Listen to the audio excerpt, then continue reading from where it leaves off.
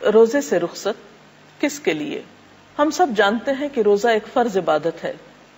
اگر کوئی شخص جان بوجھ کر بغیر عذر کے رمضان کا ایک روزہ بھی چھوڑ دیتا ہے اور بعد میں وہ زندگی بھر بھی روزے رکھتا ہے تو اس ایک روزے کے اجر کو نہیں پا سکتا جو اس نے رمضان میں چھوڑ دیا.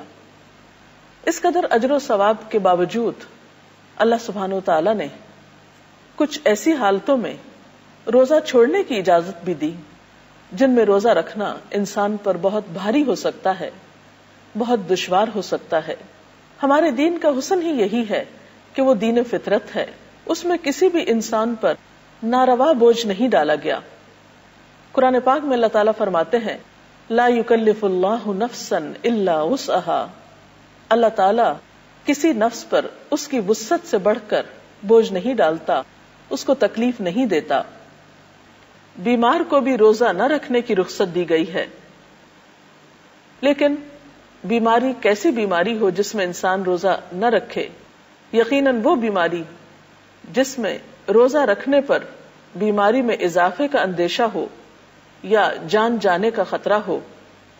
اس کے علاوہ ایسے بوڑھے لوگ جو بظاہر کسی بیماری کا شکار نہیں لیکن بڑھاپا بذات خود ان کے لیے ایک بیماری اور کمزوری کی حیثیت رکھتا ہے، ان کے لیے بھی روزہ نہ رکھنے کی رخصت ہے.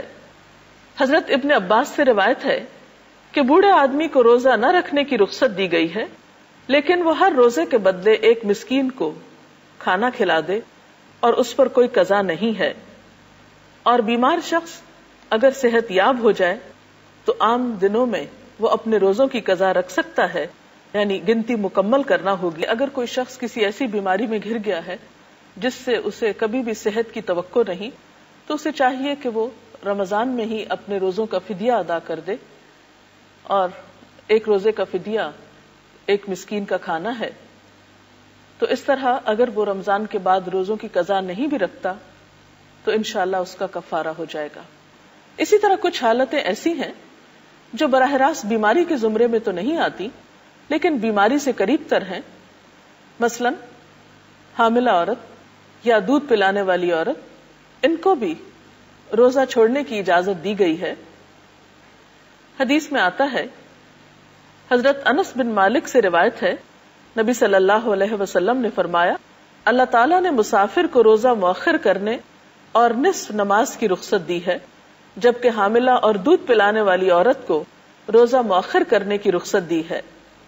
یعنی ایسی خواتین بھی اس حالت میں روزہ نہ رکھیں لیکن بعد میں وہ اپنے روزوں کی قضا دیں. اسی طرح حائضہ عورت، اسے بھی ان ایام میں روزہ نہیں رکھنا چاہیے، ہاں بعد میں وہ بھی اپنے روزوں کی قضا دے گی. روزہ چھوڑنے کی رعایت خاص طور پر مسافر کے لیے ہے. اس سلسلے میں ایک حدیث بھی ہمارے سامنے ہے.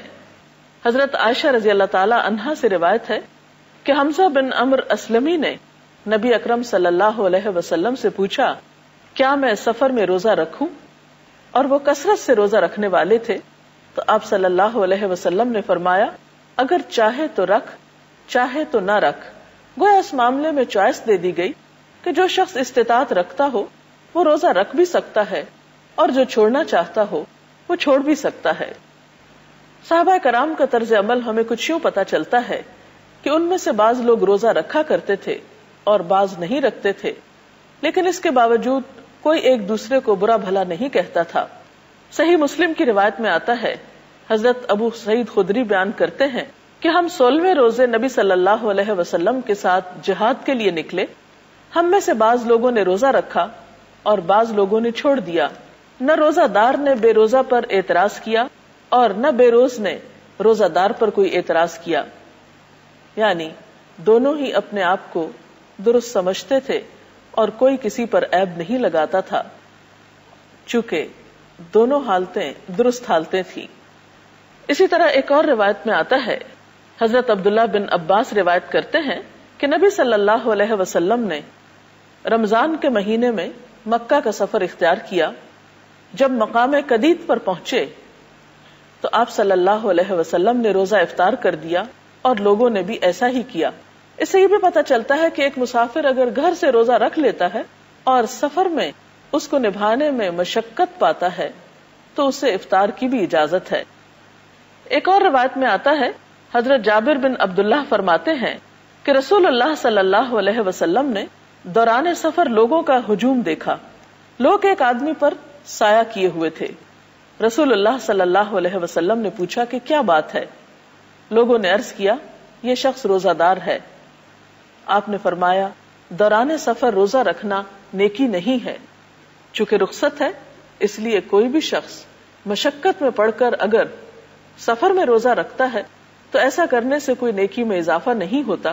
اس سے یہ پتہ چلتا ہے کہ دین کی دی ہوئی رخصتوں سے ہمیں فائدہ اٹھانا چاہیے۔